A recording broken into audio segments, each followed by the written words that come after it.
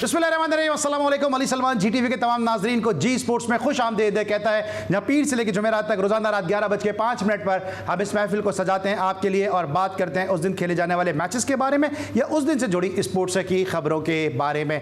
और इस वीक का ये हमारा पहला एपिसोड है, तो इसलिए हमने सोचा क्यों ना आज इस एपिसोड को आपके लिए यादगार बनाया जाए। हमारे साथ इस वक्त एक ऐसी शख्सियत मौजूद है कि पहली मरतबा इनका नाम उस वक्त सुनने में आया कि जब 1990 में GA पाशा की क़यादत में पाकिस्तान अंडर-19 की टीम इंडिया खेलने जा रही थी और फिर कुछ नागुज़िर वजूहात की बुनियाद पर GA पाशा ने कैप्टनसी से स्टेप डाउन किया। मोइन खान को कप्तान बनाया गया, मुजाहिद जमशेद को उनका नायब कप्तान बनाया गया और उस वक्त सुनने में यह आया कि लाहौर से दो बड़े टैलेंटेड भाई हैं कि जिनको पाकिस्तान की अंडर-19 टीम में शामिल किया गया। एक तो थे इनके बड़े भाई तारिक महमूद, जो अपने वक्त के बड़े ज़बरदस्त बैट्समैन थे और लोग ये कहते हैं कि अगर उनको मज़ीद खेलने के मौके मिलते, इनको अप्रोप्रिएट अपॉर्चुनिटीज़ मिलती तो यकीनी तौर पर वो भी पाकिस्तान के लिए इंटरनेशनल क्रिकेट खेलते। और दूसरे ये थे कि जिनका नाम है अता उर रहमान। ये वही अता उर रहमान है कि जिन्होंने 1996 के जब बेंगलोर में क्वार्टर फाइनल खेला जा रहा था और एन मौके पर वसीम अकरम ने अपनी अदम दस्तियाबी को जाहिर किया, इनको 11th आवर पाकिस्तान टीम में शामिल किया गया और इन्होंने सचिन तेंदुलकर, जिसमें इंडिया की टीम बहुत ज़्यादा डिपेंड कर रही थी,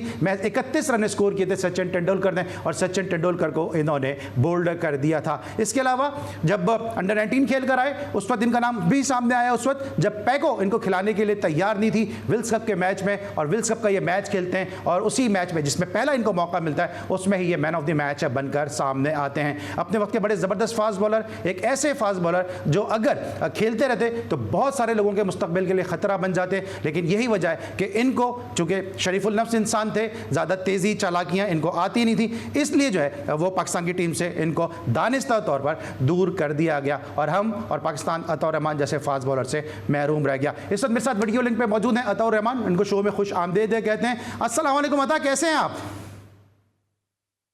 वालेकुम सलाम सलमान भाई, आप ठीक ठाक हैं? आपके साथ सुनने वालों को सलाम। वालेकुम सलाम। और मुझे आज आपसे बात कर रहा हूं तो मुझे अंडर-19 का वक्त याद आ गया कि जब आपने बड़ी खिड़की तोड़ एंट्री दी थी पाकिस्तान अंडर-19 में, आपने और आपके भाई तारिक महमूद ने। थोड़ा सा यहीं से बात कर लेते हैं कि क्या मोमेंट था वो आपके लिए कि जब आपको अचानक पता चला कि आप पाकिस्तान अंडर-19 के साथ इंडिया जा रहे हैं?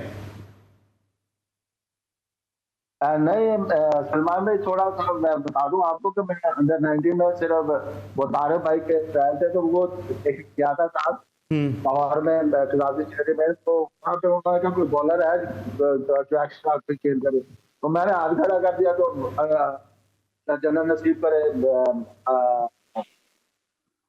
तो सिलेक्टर थे सलीम वो सफरान साहब, तो वो उन्होंने मुझे उन्होंने गेंद दिया तो उन्होंने मुझे पूछा क्या नाम है, मैंने कह दिया अता उर रहमान है और खेलते हो, मैं नहीं खेला, तो उन्होंने कहा बैटिंग करते हो टीम में, तो उन्होंने कहा बैट करो, तो उसके बाद मेरा नाम लिख लिया, तो अगले दिन फिर कैंप में मेरा नाम आ गया, तो फिर वहां पे फिर बल्कि साहब और पाची साहब ने देखा मुझे, तो सल्लू भाई, तो उन्होंने मुझे सिलेक्ट किया, तो फिर अंडर-19 का कैंप में ले आया कराची, तो वहाँ पे तारिक भी सिलेक्ट हो गया था कैंप के लिए, तो हम फिर कराची आ गए, वहाँ पे देखते रहे, हरून भाई भी साथ थे, वो कोच थे हमारे, तो उनके साथ फिर मैं टीम में सिलेक्ट हो गया, तो इस वजह से फिर इंग्लैंड में गया, तो वहाँ पे माजा खान साहब ने देखा, बॉलिंग करते हुए हरून भाई ने देखा और उस वजह से फिर उन्होंने कहा कि ये पाकिस्तान नहीं, बिल्कुल आपका बड़ा ज़बरदस्त बड़ा ज़बरदस्त आपका अंडर-19 का टूर था। और जब उस हवाले से भी कभी कभी सल्लू भाई से बात हुई जो इस टूर पे टीम के साथ, तो उन्होंने बड़ी तारीफ़ की थी, एक आपकी और एथलेटिक की बहुत तारीफ़ की थी कि पाकिस्तान को दो बड़े असासे जो है वो मिल सकते हैं। अता उर रहमान साहब के साथ गुफ्तगू का सिलसिला जारी रहेगा, लेकिन सबसे पहले प्रोग्राम का फॉर्मेट आज की टॉप स्टोरीज। बाबर आजम दुनिया के टॉप बैटर हैं, वो आउट ऑफ फॉर्म नहीं। रिजवान के बाद अगर कोई विकेट कीपर है तो वो सरफराज है। बांग्लादेश के खिलाफ सीरीज में शिकस्त से तमाम खिलाड़ियों को मायूसी हुई। शिकस्त के बाद तब्दीलियां करना आसान है, लेकिन आगे जाना है तो खिलाड़ियों को बैक करना होगा। इंग्लैंड के खिलाफ बेहतर कारकर्दगी दिखाएंगे टेस्ट कप्तान शान मसूद। पैंथर्स ने फाइनल में मार्कोस को 5 विकेटों से शिकस्त देकर चैंपियंस वनडे कप जीत लिया। उस्मान खान इवेंट के बेहतरीन बैटर और मोहम्मद हसनैन बेहतरीन बॉलर करार पाए। मोहम्मद यूसुफ ने अपने इस्तीफे की वजह ज़ाती वजूहात को करार दे दिया। Mohammad Yousuf high performance centre में बतौर बैटिंग कोच काम जारी रखेंगे पीसीबी। चैंपियंस ट्रॉफी के लिए पाकिस्तान जाने का फैसला हुकूमती मंजूरी से होगा, ताहम अभी तक इस हवाले से कोई फैसला नहीं हुआ। नायब सदर BCCI Rajiv Shukla. ICC women टी20 वर्ल्ड कप में पाकिस्तान को दूसरे वार्म अप मैच में भी शिकस्त। बांग्लादेश ने पाकिस्तान को 23 रन से शिकस्त दे दी। आयरलैंड ने पहली बार जनूबी अफ्रीका को टी20 इंटरनेशनल में शिकस्त दे दी। और श्रीलंका ने न्यूजीलैंड को 2 मैचेस की टेस्ट सीरीज में व्हाइट वॉश कर दिया। थी आज की टॉप स्टोरीज। अतौर रहमान साहब हमारे साथ मौजूद हैं और पाकिस्तान क्रिकेट के मामला के हवाले से गुफ्तगू करेंगे। अतौर रहमान साहब की बड़ी गहरी निगाह पाकिस्तान के डोमेस्टिक क्रिकेट पे, इंटरनेशनल क्रिकेट पे, ये सब कुछ होगा एक छोटे से ब्रेक के बाद।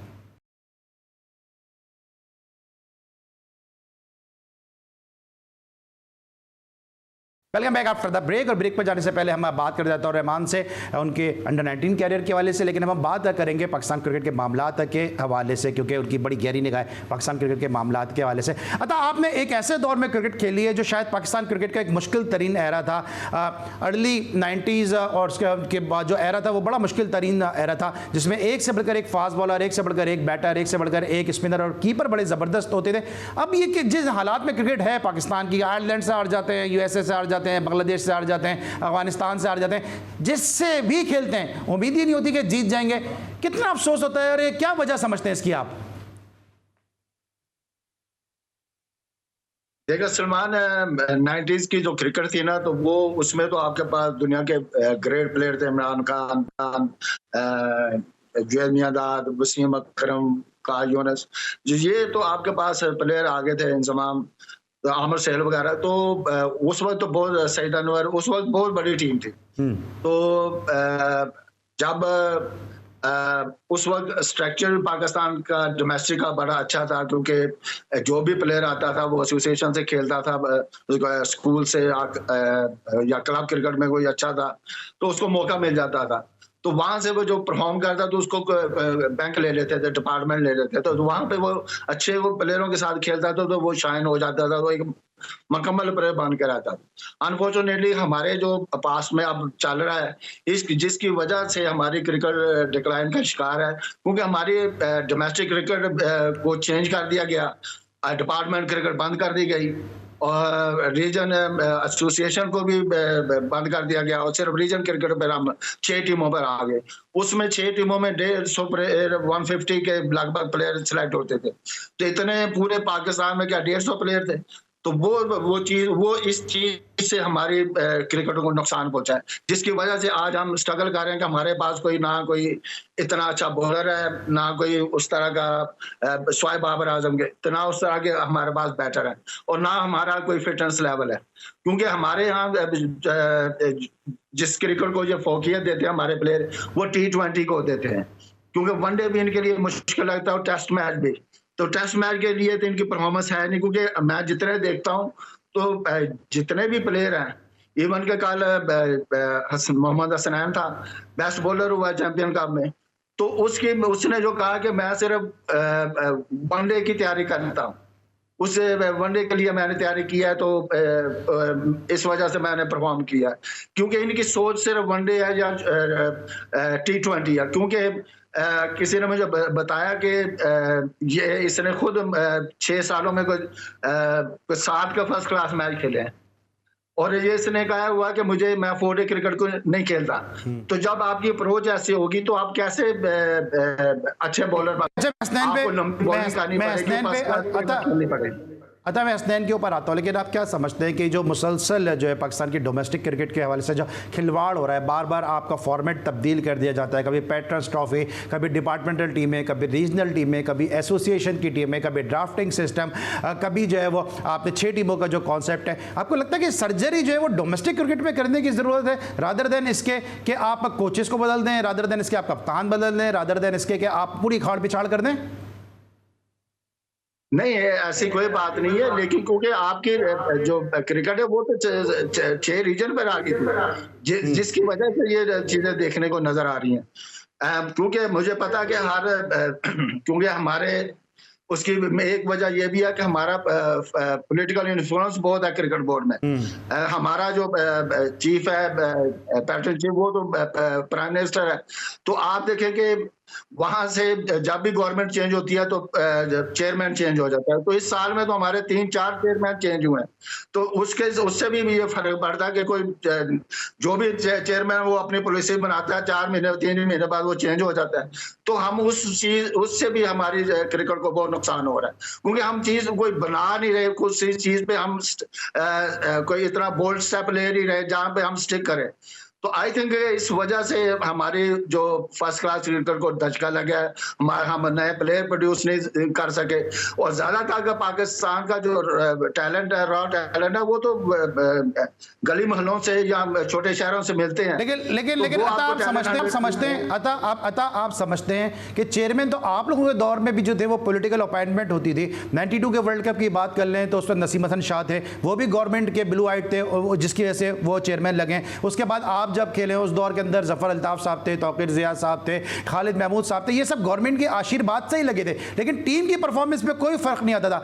अब जो मसला आ रहा है, आप मुझसे बेहतर बताएंगे क्योंकि आपने पाकिस्तान की सब कैप पहनी है। अब मसला ये आ रहा है कि चेयरमैन जितने भी आ रहे हैं वो पाकिस्तान टीम की परफॉर्मेंस के पीछे और बाबर आजम के पीछे छुपने की कोशिश करते हैं, जिसकी वजह से टीम में प्रॉब्लम आती है। नहीं, देखे उस वक्त जो भी चेयरमैन आता था उसको टाइम मिलता था, 2 साल 3 साल का अरसा मिलता था। आप देखें कि वहां पे स्टेबिलिटी थी, लेकिन हालिया दौर में नहीं है। आप देखें आपके कितने चेयरमैन चेंज हुए हैं, क्योंकि कोई भी चेयरमैन जो है ना वो पॉलिसी पे दूसरे की पॉलिसी पे अमल नहीं करता। और क्योंकि आप देखें कि इंडिया अपनी डोमेस्टिक क्रिकेट को उन्होंने कभी चेंज नहीं किया, और हमारी देखें कि हम किस तरह चेंज करते हैं। तो उन्होंने अपने डोमेस्टिक में प्लेयर बनाए हैं। आप देखेंगे आपके 6 मैचेस पे आप ढूंढ रहे हैं टैलेंट। तो मेरे ख्याल में ये जो था ना पाकिस्तान की क्रिकेट को उस वजह से नुकसान पहुंचा। जो चेयरमैन है वो आते हैं, चेंज होते हैं। तो जो भी मेरे ख्याल में अगर किसी ने चेयरमैन बनाना है तो 3 साल के लिए परमानेंट बनाए, ताकि वो एक पॉलिसी पर अमल तो करा सके। तो ये मेन बड़ी वजह है कि हम जो है ना जो हमारे चेयरमैन चेंज होते हैं उसकी वजह से काफी क्रिकेट को नुकसान है। अच्छा, आप इंग्लैंड में भी रहे, आप इंग्लैंड की टीम का मिजाज, उनका कल्चर भी अच्छी तरह जानते हैं। आप बड़े जबरदस्त फास्ट बॉलर भी थे। मैंने खुद आपको आपके अंडर 19 के दौर में बॉलिंग करते हुए देखा है कि कितने आप तीखे फास्ट बॉलर थे, और बैट्समैन थोड़ा घबराते भी थे जिस तरह से आप बॉल को निप करते थे और बॉल आपका पड़ने का शार्प ऊपर आता था। ये इंग्लैंड की टीम के खिलाफ टेस्ट सीरीज की हम तैयारी कर रहे हैं। फैसलाबाद की डेड विकेट पे हमने टूर्नामेंट खेला, और जिसने परफॉर्मेंस दी, कामरान गुलाम वो टीम का हिस्सा नहीं, जाहिद महमूद को अब उन्होंने ले लिया है। हसनैन, किस तरह भी आपने बात की, हसनैन टीम का हिस्सा बन ही नहीं सकते हैं। उस्मान खान बेस्ट बैटर हुए, उस्मान खान की कोई जगह टेस्ट टीम में बन नहीं सकती है। और अभी आप हसनैन की बात कर रहे थे, तो मुझे तो बताने वाले ये भी बताते हैं कि जब हसनैन को जब सिंध रीजन के से वो खेल रहे थे, उनको व्हाइट शर्ट दी गई, तो उन्होंने कहा कि मेरा व्हाइट शर्ट से क्या ताल्लुक है, मैं तो व्हाइट बॉल से खेलना चाहता हूँ, रेड बॉल तो मैं खेलना नहीं चाहता। तो यहाँ पे बेस्ट बॉलर बनने का पाकिस्तान क्रिकेट को क्या फायदा हुआ? ये आपके ख्याल में यूजलेस टूर्नामेंट था? अहमद शहजाद कहते हैं धोखा टूर्नामेंट था, मैं कहता हूं फजूल टूर्नामेंट था। अताउर रहमान इस टूर्नामेंट को किस तरह देखते हैं? देखें सलमान, ये क्योंकि हम बांग्लादेश से हारे तो उसको क्योंकि सब उसको कह रहे थे हमारे, क्योंकि टीम ने परफॉर्मेंस नहीं दी बांग्लादेश के खिलाफ, तो हिट लिस्ट पे पाकिस्तान की टीम थी। तो उन्होंने फिर चेयरमैन साहब ने ऐसा किया जब कि उनके कि हम ऐसा टूर्नामेंट कराते हैं जहां से हमें टैलेंट मिल सके। तो उसके लिए फिर मेंटोर भी हायर किए गए। तो आई थिंक कि ये थोड़ा सा मैं कह सकता हूं कि टूर्नामेंट जो आप, क्योंकि आप टेस्ट मैच आ रहे हैं, तो आपको तो फिर ये वनडे क्रिकेट नहीं करानी चाहिए थी, आपको 4 डे क्रिकेट रखना चाहिए था। वो तो चलो एक सेपरेट है, लेकिन टैलेंट हंट के लिए उन्होंने कहा कि यहाँ से हमें कोई लड़के मिल जाएंगे। लेकिन ये अनफॉर्चुनेटली हमारे पास वही टैलेंट आया है, क्योंकि जो डोमेस्टिक में जिन्होंने परफॉर्म किया था उनको चांस दिया, उन्होंने भी इधर ही परफॉर्म किया। तो इस वजह से आप क्या टैलेंट वहीं, क्यों नया टैलेंट नहीं आया। लेकिन टैलेंट आता भी फिर कैसे है ना कि आप जो वनडे वाइट बॉल से आप अगर रेड बॉल का टैलेंट ले रहे हैं, आप तो क्वालिफाइड कोच है, पाकिस्तान के लिए आप खेले हैं, मैं फिर कहूंगा मुझसे ज़्यादा आपको पता है क्रिकेट की डायनेमिक्स के बारे में। ये जो फजूल फैसला था ये कि ये जो एडवाइज़र थे क्रिकेट बोर्ड के, आप इस फैसले को किस तरह से देखते हैं कि आप रेड बॉल की सीरीज़ की तैयारी कर रहे हैं वाइट बॉल पर, वो भी डेड, जो पाकिस्तानी मोस्ट डेड विकेट है उसके ऊपर? बिल्कुल। एक मैं बात, क्योंकि आपका कप्तान कह रहा है कि हम सारा साल वाइट बॉल खेलते हैं, हमने 4 महीने से रेड बॉल नहीं खेला, तो क्योंकि खुद ही ये कहते हैं कि हमने रेड बॉल नहीं खेला, तो इनको चाहिए था ना कि आप जो वनडे अगर कराया ही आपने, क्योंकि ये किस्म का प्रैक्टिस थी प्लेयरों के लिए, ठीक है, अगर कराया ही है तो रेड बॉल से इनको कराना चाहिए था। तो वो तो सर शॉर्ट कंसाइज क्या समझूं मैं, शॉर्ट कंसाइज में क्या समझूं कि जो मैं कह रहा हूं, जो अहमद शहजाद कह रहे हैं, जो पूरा पाकिस्तान कह रहा है, जो क्रिकेट से मोहब्बत करते हैं, अतौर रहमान भी वही कह रहे हैं कि एक फजूल किस्म का टूर्नामेंट था, इसका कोई फायदा नहीं हुआ? नहीं सलमान, ये ऐसी बात नहीं, फजूल नहीं था, ये प्लेयरों की प्रैक्टिस एक किस्म की कराई गई है। क्योंकि जो आउट ऑफ फॉर्म थे देखा गया है कि कौन से परफॉर्म करते हैं, तो उस वजह से ये कराया, क्योंकि मेंटोरों को ये सौंप दिया गया कि आप, मोहसिन नकवी साहब ने, कि आप हमें टैलेंट निकाल के दें। तो उनके पास जो प्लेयर थे, जैसे आप ये पाकिस्तान के जो 150 प्लेयर थे, उनको उनमें जो अच्छे थे वो उन्होंने चॉइस करके टूर्नामेंट करा दिया। तो इससे देखेंगे हमें कोई नया प्लेयर तो नहीं मिला। तो बाकी जो खेले हैं, ऊपर से आप देखें कि आपके कई पाकिस्तान के से खेलने टीम में है, और ऊपर से वो मेंटोर का काम ले रहे हैं। तो आई थिंक उनको, सरफराज को भी मेरे ख्याल में सोचना चाहिए था कि मैं क्रिकेट खेलनी है, मैं अभी खेल रहा हूँ, तो मेंटोर का काम तो रिटायर प्लेयरों का है। अच्छा, मेंटोर के कॉन्सेप्ट से आप सेटिस्फाइड हैं, एग्री करते हैं कि मेंटोर के कॉन्सेप्ट से, कि पाकिस्तान में मेंटोर की, जहां पे बहुत सारे ऐसे प्लेयर हैं, बहुत सारे ऐसे क्रिकेटर हैं जो अब क्रिकेट छोड़ के जो है वो, अब कोई राइडर लग गया, कोई जो है वो बाइकिया चला रहा है, कोई इन ड्राइव चला रहा है, जो छोटे छोटे काम कर रहे हैं, किसी काम में कोई मेहनत में मजदूरी में आड़ नहीं है, लेकिन क्रिकेटर का काम क्रिकेट खेलना ही है। तो आपको लगता है कि ऐसा मुल्क के अंदर 50-50 लाख रुपए 15 दिन के टूर्नामेंट के देना, और ऐसे मेंटोर्स को देना जो पूरा टूर्नामेंट भी कवर नहीं करें, कोई अमेरिका में चला गया, कोई खुद क्रिकेट खेलने लगा, कोई टेप बॉल खेलने कोच चला गया यूएई, तो ये बनता था ये देना? नहीं, देखें, जब आप पॉलिसी बनाते हैं कि हमारे अगर टूर्नामेंट जो भी होगा वो पाकिस्तान, जितने भी पाकिस्तान के प्लेयर हैं वो खेलेंगे, तो जब एक आपने पॉलिसी बनाई है, तो फिर ड्यूरिंग द टूर्नामेंट आपने टीम भी अनाउंस कर दी और प्लेयरों को रिलीज कर दिया। वो जो टूर्नामेंट की जान थी वो तो निकल गई, क्योंकि लोग देखना चाहते थे इनको, पाकिस्तान के करंट प्लेयरों को। वो आपने उधर कैंप में भेज दिया, और फिर आप जब आपने टीम ड्यूरिंग द टूर्नामेंट कर दी, तो उससे लड़कों का इंटरेस्ट खत्म हो गया। तो आई थिंक कि ये चीजें फैक्ट तो की हैं इस कप में। बिल्कुल सही है। अतौर रहमान साहब का साथ गुफ्तगू का सिलसिला जारी है, और आप देख रहे हैं कि इस अंदाज से, अपने वक्त के फास्ट बॉलर थे, जिस अंदाज से बॉलिंग करते थे, इस तरह गुफ्तगू भी जो है वो बहुत ही बोल्ड और ब्लंट कर रहे हैं और खुल के अपने ख्यालात का इजहार कर रहे हैं। हो सकता है कि जो सिलेक्शन ऑफ वर्ड है उससे आप समझ रहे हो कि शायद इतना वो खुल के नहीं आ रहे, लेकिन जो उनका मकसद है वो बता रहे हैं पाकिस्तान क्रिकेट में क्या इस वक्त जो है वो खराबियाँ हैं, उनको किस तरह से जो है वो रेक्टिफाई करना चाहिए। ब्रेक लेंगे और वापस आएंगे, मजीद बात करेंगे पाकिस्तान क्रिकेट के मामला के हवाले से। मिलते छोटे से ब्रेक के बाद।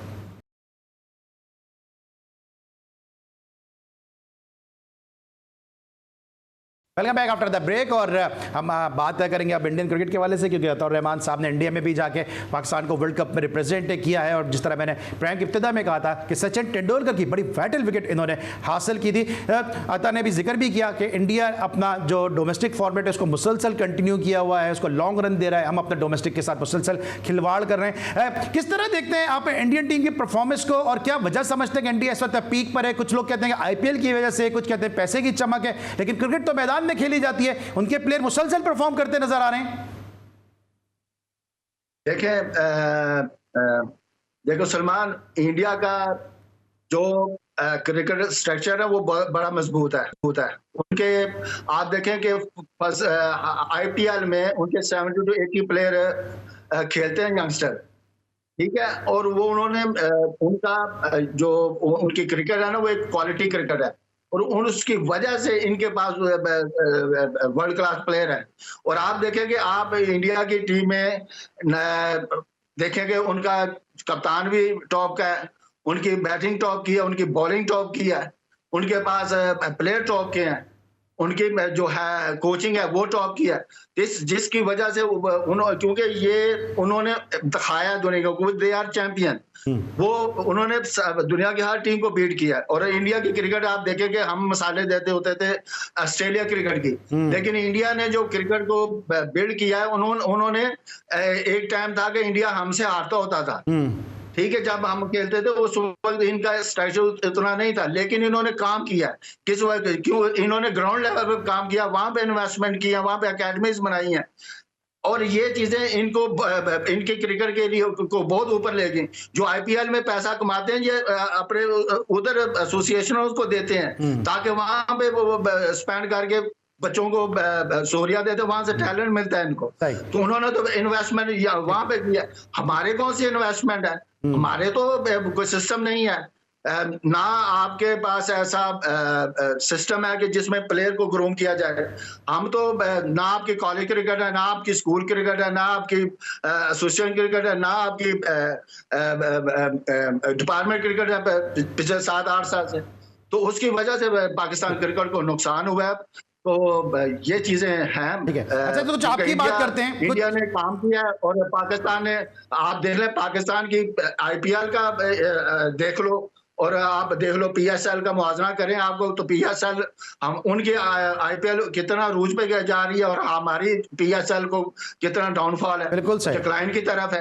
बिल्कुल तो ह्यूज डिफरेंस है। ठीक है। अच्छा, अब आपकी थोड़ी बात करते हैं। आपको जब 1996 में अचानक पता चला कि आप इतना बड़ा मैच खेल रहे हैं इंडिया के खिलाफ बेंगलोर में, और आपने इंडिया की टीम उस वक्त भी सचिन तेंदुलकर पे बहुत डिपेंड करती थी, आपने वहां पे सचिन को आउट किया, कुछ जरा यादें तो शेयर करें हमारे नाज़रीन के साथ।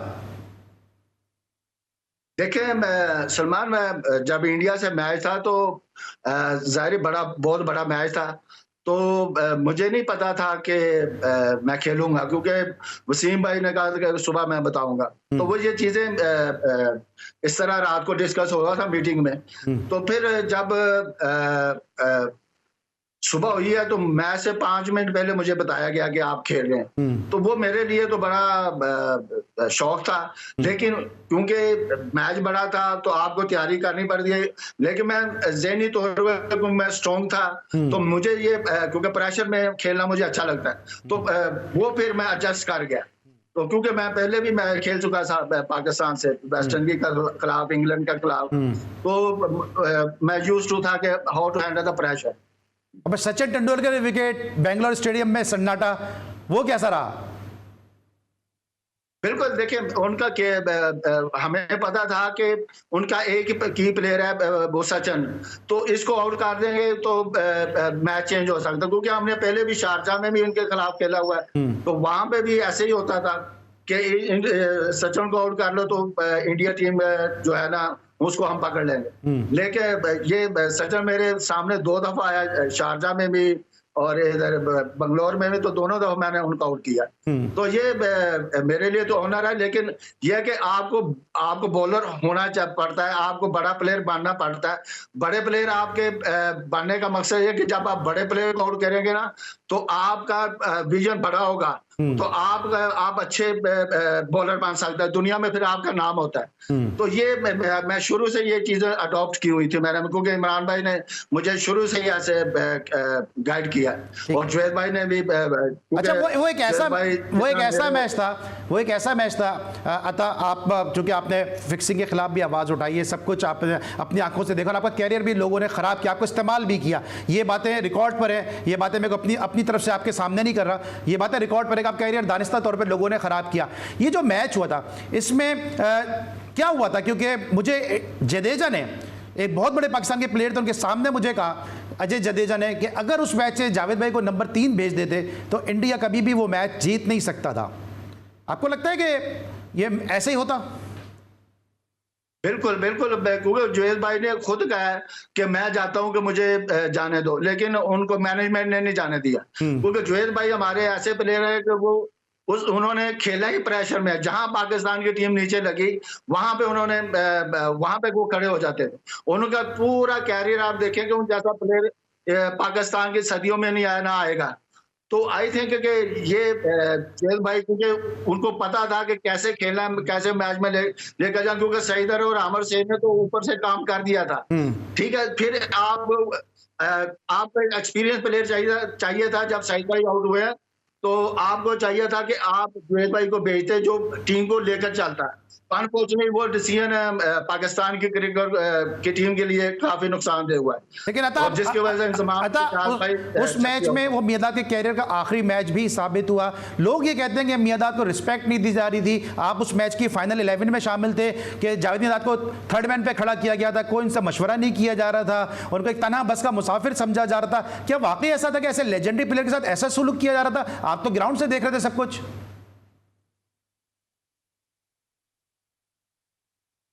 देखो सलमान, जुनैद भाई, मैंने देखा है कि जुनैद भाई के साथ कुछ ज्यादतियां हुई हैं, क्योंकि ऑस्ट्रेलिया में भी इनके खिलाफ रिवार्ड हो गया था कि जो परफॉर्मेंस प्लेयरों ने परफॉर्म किया था, उसकी वजह से जुनैद भाई की कैप्टनसी चली गई, क्योंकि ये जुनैद भाई के साथ ऐसी चीजें होती रही हैं। तो ये तो माजी का पाकिस्तान की क्रिकेट में होता है ऐसे कि प्लेयर की नहीं सर, पर्टिकुलर उस मैच का बताएं। वो तो मुझे भी पता है ज्यादतियां आपके साथ भी, मियादाद के साथ भी। उस मैच में बताएं कि क्या वाकई आपके ख्याल में मियादाद को आइसोलेट कर दिया गया था उस मैच के अंदर, और मियादाद से अगर मशवरा लेते, नंबर 3 पे भेजते, तो आज शायद हमारी पॉकेट में एक और फतह होती और आप फातिह टीम के रुकून होते?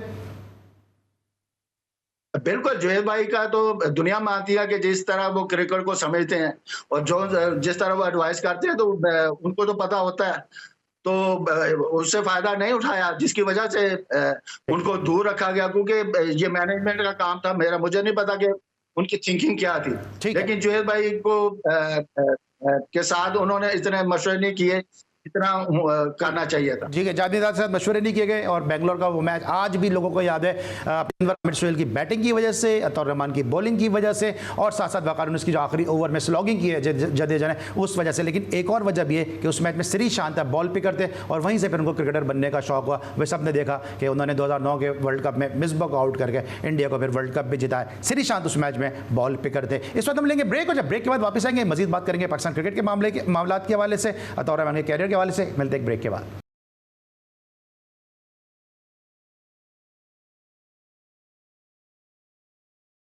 Welcome back after the break. हम बात कर रहे हैं पाकिस्तान क्रिकेट के मामलात के हवाले से, और आज शान मसूद ने भी एक प्रेस कॉन्फ्रेंस की है कराची में, सहाफ़ियों के साथ उनकी गुफ्तगू हुई है। शान मसूद ने इसमें वही रिवायती बातें की हैं कि हम अपनी गलतियों से सबक सीख रहे हैं, और बांग्लादेश के खिलाफ हम अच्छा नहीं खेले, इंशाल्लाह अच्छा खेलेंगे, इसी किस्म की बातें की हैं। अतः मैं तो सुन के थक चुका हूँ ये बातें, यकीनी तौर पर आप भी ये बातें सुन होंगे कि हम अपनी गलतियों से सबक सीख रहे हैं, हमारी पार्टनरशिप नहीं लग सकी, हम पिच को नहीं समझ सके, ये सब बातें आप भी सुन रहे हैं। कब मामला ये सही होंगे? देखें सलमान भाई, आपकी परफॉर्मेंस बोलती है, ठीक है, परफॉर्मेंस से आप तो बता सकते हैं। ये तो सिर्फ बातों से ये बातें कर रहे हैं कि हम ये करेंगे, आगे हम ये करेंगे, लेकिन आप देखेंगे टीम की स्ट्रेंथ क्या है। आपके पास आपके पास बॉलर ऐसे हैं कि जो टेस्ट मैच में लंबी बॉलिंग कर सके, और ना आपके पास ऐसे बैटर हैं कि जो लंबी बैटिंग कर सके। आपके सामने एग्जांपल है, क्योंकि आप बांग्लादेश से भी आ रहे हैं, और आप थ्रू आउट आप देख रहे हैं कि जब से आप T20 भी खेले हैं, वनडे क्रिकेट भी खेले, तो आपकी टीम की वो परफॉर्मेंस नहीं है। वर्ल्ड कप में हमने क्या किया, इंग्लैंड में हमने क्या किया, तो ये जो कहने की बातें हैं कि हम फ्यूचर में ठीक करेंगे, आपके पास वो प्लेयर नहीं है जो आपको ऊपर लेके जाए आपका, क्योंकि नीचे से आपके पास रिप्लेसमेंट ही नहीं है, जिसकी वजह से आज हमें ये दिन देखने पा रहे हैं। पर उनकी कप्तान है, एज ए कैप्टन उनकी ये जो विश थी उन्होंने कह दिया। बाकी जो गुल्ला का पाकिस्तान के लिए, लेकिन पाकिस्तान को अपने परफॉर्मेंस से जवाब देना पड़ेगा। लेकिन आपको लगता है कि अब जब चले दूसरों को तो हम छोड़ देते हैं, अब एक और मसला भी है कि विद इन द टीम जो है ना कंपटीशन खत्म हो गया है। अगर मैं आपकी पैकों की बात करता हूं तो आपका मुकाबला शायद महबूब और आप दोनों फास्ट बॉलिंग करते थे, दोनों आपस में कंपटीशन होता होगा कि मैं आउट करूं वो आउट करें, या फयाज होते थे उनका मुकाबला होगा। फिर अलाइड बैंक जैसी बड़ी टीम जहाँ पे अता रहमान, आकिब जावेद, हुमायूं, फिदा हुसैन, आमिर नज़ीर, आमिर हनीफ भी मीडियम पेस करते थे, आपस में बड़ा कंपटीशन होता होगा कि जो है हम अच्छी बॉलिंग करें। अब तो प्लेयर जो ऑटोमेटिक चॉइस हैं कि जो है टीम में वो खेलेगा ही खेलेगा। बिल्कुल ऐसे ही है सलमान भाई, क्योंकि आपकी डोमेस्टिक क्रिकेट को खेलना नहीं चाहता, कोई 4 डे क्रिकेट खेलना नहीं चाहता, उनका सिर्फ फोकस T20 पर है, और वनडे, इवन के वनडे भी नहीं खेलना चाहते। इनकी थिंकिंग ये है, आप देखेंगे आपके पास कौन से लंबे बॉलिंग करने वाले प्लेयर हैं, तो कोई नहीं आपको मिलता है, क्योंकि वो फोकस देते हैं कि हम T20 क्रिकेट खेलनी है। लॉन्ग आप आपके देख लें कि आपके बॉलर जो हैं 140 प्लस से शुरू करते हैं और 120 पे खत्म करते हैं, क्योंकि मैं फास्ट बॉलिंग में, क्योंकि आप जो फास्ट बॉलर जिस स्पीड से गेंद करता है ना, अगर वो इंक्रीज होती है जब आप बॉलिंग करते हो, लेकिन हमारे बॉलरों की जो स्पीड है वो डाउन आती है। क्या क्या वजह है? क्योंकि उनका वो फिटनेस लेवल नहीं है। तो हमारा जो हमारे माजी में जितने फास्ट बॉलर थे ना, तो उन्होंने जहां से जिस पेस से गेंद किया तो उसी पेस पे ही उन्होंने खत्म किया। तो फिटनेस लेवल, क्योंकि उसकी वजह ये थी कि वो उन्होंने लंबी बॉलिंग की होती थी और फर्स्ट क्लास में उन्होंने ज्यादा खेली होती थी। उस वजह से आप देख लें कि कोई भी फास्ट बॉलर जो उस वक्त खेलता था वो सारा दिन गेंद करता था। तो पाकिस्तान की क्रिकेट में उस वक्त पाकिस्तान के पास फास्ट बॉलर बहुत हुए हैं, लेकिन उसकी अब जो है ये मेहनत नहीं करते, अब ये शॉर्टकट ढूंढते हैं, किसी तरह हम शॉर्ट फॉर्मेट खेलें। तो ये थिंकिंग में फर्क आ गया। लेकिन अता फिर आप समझते नहीं इसमें प्लेयर से ज़्यादा उनका कसूर नहीं है कि जो इनको खिला रहे हैं, जो PSL से उठा के इनको जो पाकिस्तान की टीम में ले लेते हैं। हारिस रऊफ मना कर रहा है मैंने टेस्ट क्रिकेट नहीं खेलनी है, वो फर्स्ट क्लास भी नहीं खेलता, उसको बोलते हैं टेस्ट मैच खेलो। अभी आप टेस्ट मैच की तैयारी कर रहे हैं, हसनैन आपका बेस्ट बॉलर हो गया, वो टेस्ट खेलना नहीं चाहता है, तो इसमें कसूर तक फिर खिलाने वालों का हुआ ना कि वो ऐसे बॉलर लाते नहीं है। अभी मोहम्मद अली, शान ने उसकी तारीफ की कि कंसिस्टेंसी के साथ वो मुसलसल तेज गेंदें कर सकता है, फिर मोहम्मद अली को ड्रॉप कर दिया अभी उठा के। देखिए, जब प्लेयर ही नहीं खेलना चाहता तो बोर्ड क्या करे? क्योंकि प्लेयर कहता है मुझे ये, उन्होंने अपनी क्रिकेट सर बोर्ड एक अथॉरिटी है, सर बोर्ड तो एक अथॉरिटी है ना, वो बोर्ड अपनी अथॉरिटी बनवाए। अगर वो पैसे दे रहा है, सेंट्रल कॉन्ट्रैक्ट दे रहा है, रीजनल कॉन्ट्रैक्ट दे रहा है, तो फिर कैसे बोर्ड प्लेयर का आगे मजबूर है? नहीं, आप देखें कि आपके पास प्लेयर की रिप्लेसमेंट भी नहीं है ना। उसकी मेन तो प्लेसमेंट ढूंढना किसका काम है बॉस? प्लेसमेंट ढूंढना, सर प्लेसमेंट ढूंढना किसका काम है? मेरा या आपका काम? हम तो एज ए मीडिया पर्सन हम तो प्लेयर को आइडेंटिफाई कर सकते हैं। आप बतौर फॉर्मर प्लेयर, बतौर कोच आप बता सकते हैं ये प्लेयर अच्छा है। आके इफ्तिखार अहमद जैसे बैट्समैन कह देते हैं कि जो मीडिया टीम खराब कर रहा है, तो ये काम किसका है? तो बोर्ड का ही काम है ना at the end of the day. नहीं, मीडिया नहीं खराब कर रहा, क्योंकि मीडिया तो वो ही दिखाएगा जो आपकी परफॉर्मेंस होगी। जब आपकी परफॉर्मेंस ठीक नहीं है तो आप मीडिया को क्यों ब्लेम दे रहे हैं? तो आई थिंक कि ये अच्छी स्टेटमेंट नहीं है। तो बाकी जो पाकिस्तान की क्रिकेट है, उसकी मेन वजह पाकिस्तान की जो फर्स्ट क्लास है वो ठीक नहीं है, उसको ठीक करना पड़ेगा, ताकि फिर आपके पास प्लेयर आएंगे, तो फिर आपके पास लंबे बॉलर भी गेंद करने वाले मिलेंगे आपको। क्योंकि इस लॉट से तो आपको उम्मीद नहीं होनी चाहिए, क्योंकि ये आप देखें कि मोहम्मद हसनैन टूर्नामेंट का बेस्ट बॉलर हुआ है और उसने खुद कह रहा है कि मैंने वनडे क्रिकेट खेलनी है। इवन हम उसको कंसीडर कर रहे थे कि वो टेस्ट मैच में उसको क्यों नहीं रखा। ये नहीं पता कि ये खुद नहीं खेलना चाहता, क्योंकि ये फर्स्ट क्लास भी आप नहीं खेलता, तो कैसे आप हर प्लेयर ने अपनी चॉइस रखी हुई है। सही है सर, वो खेलना नहीं चाहते, लेकिन आप जैसे प्लेयर हैं वो इंग्लैंड छोड़ के पाकिस्तान आ जाते हैं कि पाकिस्तान के लिए आप कुछ करना चाहते हैं। अतीक उज़्ज़मा इंग्लैंड छोड़ के पाकिस्तान आ जाते हैं, यासिर अरफात इंग्लैंड छोड़ के पाकिस्तान आ जाते हैं, मोहम्मद जाहिद इंग्लैंड छोड़ के पाकिस्तान आ जाते हैं। और यहाँ के जो प्लेयर हैं, जैसे भी मोहम्मद यूसुफ ने सिलेक्शन कमेटी छोड़ दी, आपको लगता है कि मोहम्मद यूसुफ का फैसला वाकई ज़ाती वजूहात की बुनियाद पे था या टीम में कुछ मैनेजमेंट में कुछ चल रहा है? नहीं, देखेंगे ये ऐसे है कि ये पर्सनल मामला है उनका कि उनकी क्या बात हुई जिसकी वजह से उन्होंने रिजाइन दिया। और आई थिंक कि सिलेक्शन कमेटी पे थोड़ा सा हुआ होगा तो जिसकी वजह से उन्होंने रिजाइन दिया, क्योंकि आपकी सिलेक्शन कमेटी एक दिन अनाउंस करती है टीम, तो दबाव के तहत आप 2 प्लेयर 3 प्लेयर ऐड कर देते हैं। तो ये भी तो एक ऐसा है ना, इनको सोचना चाहिए था कि आप पहले पूरी टीम बनाते फिर आप अनाउंस करते हैं कि हमने ये करना। तो वो आपने देखा कभी माजी में ऐसा हुआ कि टीम टेस्ट मैच के लिए अनाउंस किया और उसमें 2 दिन बाद चेंज कर दी? तो ये भी तो मसला है ना।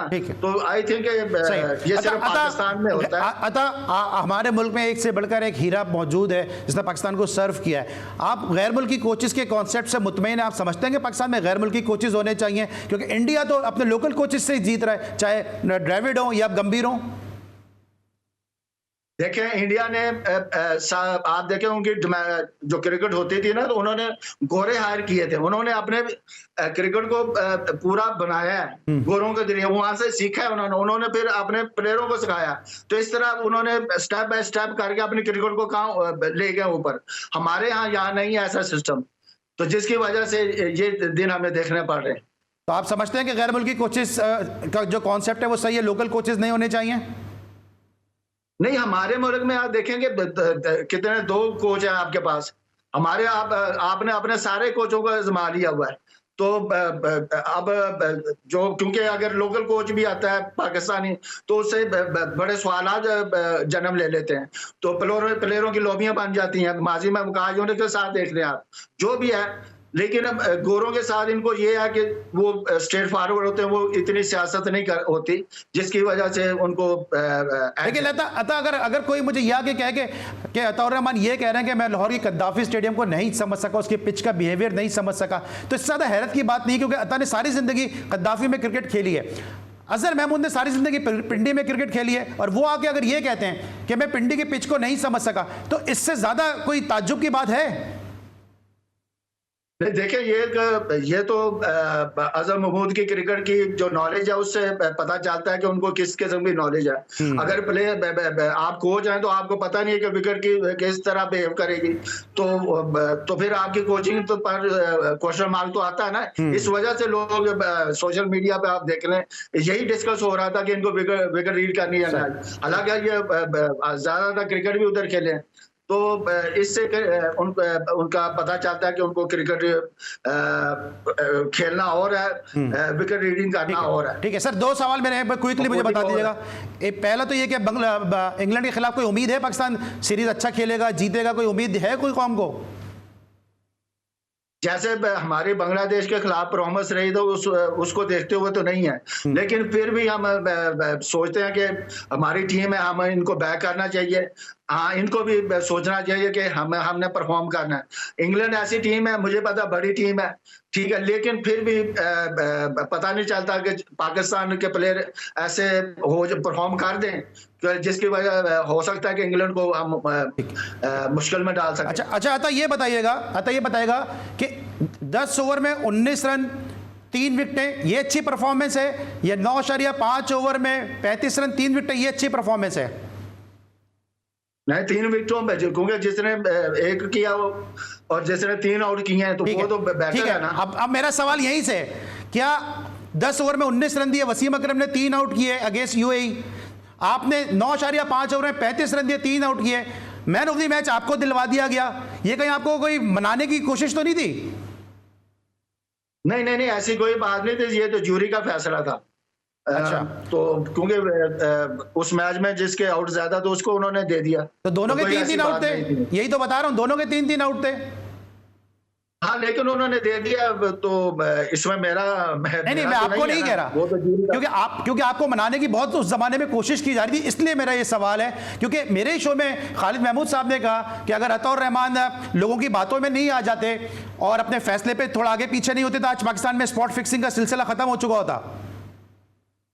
देखें, मैं ये माजी का है, इसमें मैं ज्यादा डिस्कस नहीं करना चाहता क्रिकेट के इस मामला।